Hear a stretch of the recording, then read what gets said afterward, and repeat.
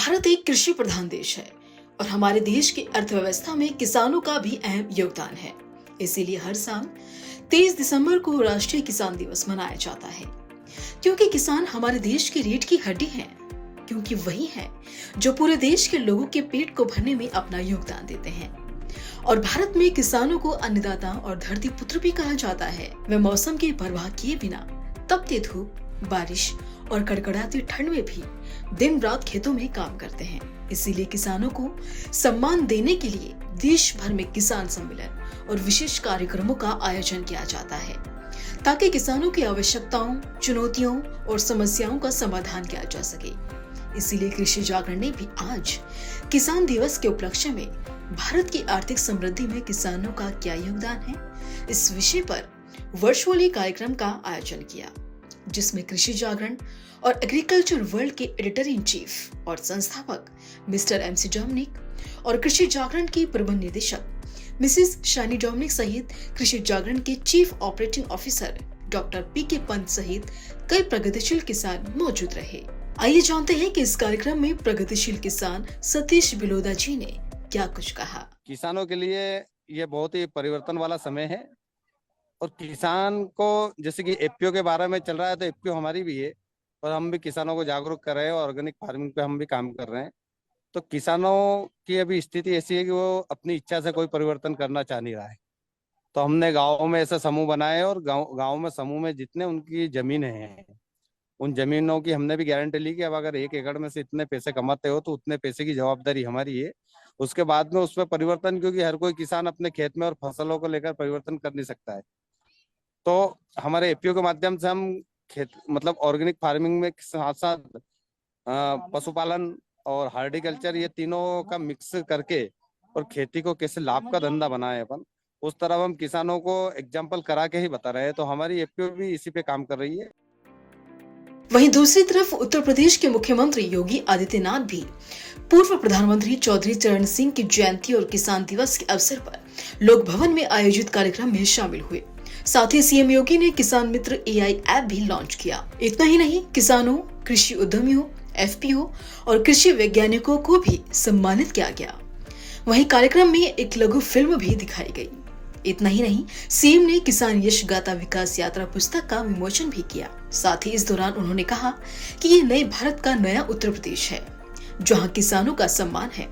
सरकार उनकी मेहनत और प्रयासों को नमन करती है और उनका सम्मान करती है। साथ ही उन्होंने कहा, आपने देखा होगा पिछले 9.5 वर्ष के अंदर अन्नदाता किसानों के लिए प्रधानमंत्री मोदी जी के नेतृत्व में जो परिवर्तन देखने को मिला। पहली बार किसी भी आपदा से बचाव के लिए अन्नदाता किसानों को प्रधानमंत्री फसल बीमा का उपहार मिला। कृषि सिंचाई, प्रधानमंत्री कृषि सिंचाई योजना को क्रियान्वित किया गया और अकेले उत्तर प्रदेश में पिछले 6 वर्ष के अंदर भाइयों बहनों हमने लगभग 22 लाख हेक्टेयर भूमि को सिंचाई की अतिरिक्त सुविधा प्रदान की है। वहीं किसान दिवस के मौके पर नई दिल्ली में भी कार्यक्रम का आयोजन किया गया। देखें ये खास रिपोर्ट। इस वक्त हम मौजूद हैं नई दिल्ली स्थित इंडियन हैबिटेट सेंटर में, जहां पर रूरल वॉइस यानी कि नाम से ही स्पष्ट है, किसानों की आवाज। रूरल वॉइस ने किसानों के लिए किसान दिवस के उपलक्ष्य में एग्रीकल्चर कॉन्क्लेव एंड नेकऑफ अवार्ड्स 2023 का आयोजन किया है, जहां पर नीति आयोग के मेंबर प्रोफेसर रमेश चंद्र सहित अन्य कई दिग्गज अतिथियों की उपस्थिति में investment and job opportunities in rural areas इस विषय पर पहले सत्र का आयोजन किया। आइए जानते हैं कि इस सत्र के अलावा भी इस प्रोग्राम में और क्या कुछ खास रहा।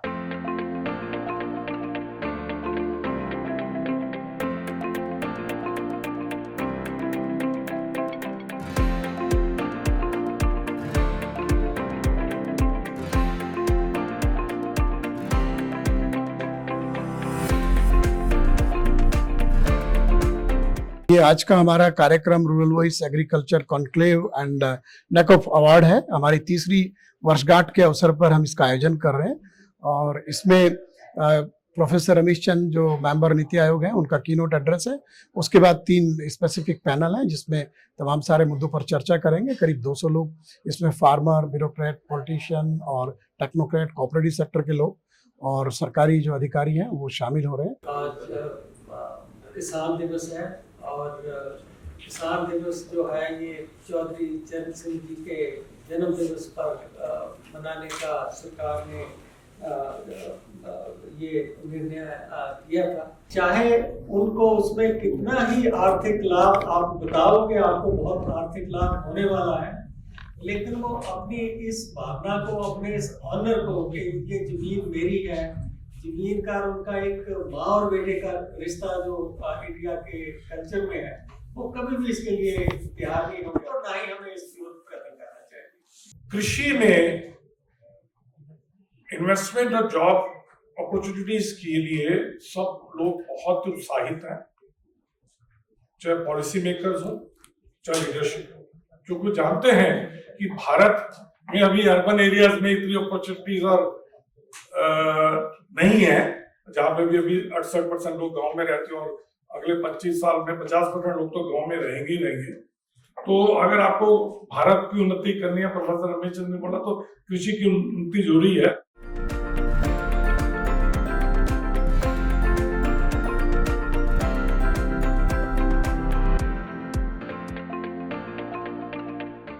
तो ये थी हमारी आज की खास पेशकश। ऐसे ही कृषि से जुड़ी खबरों के लिए, कृषि से जुड़ी अपडेट्स के लिए बने रहें हमारे साथ। ब्यूरो रिपोर्ट, कृषि जागरण।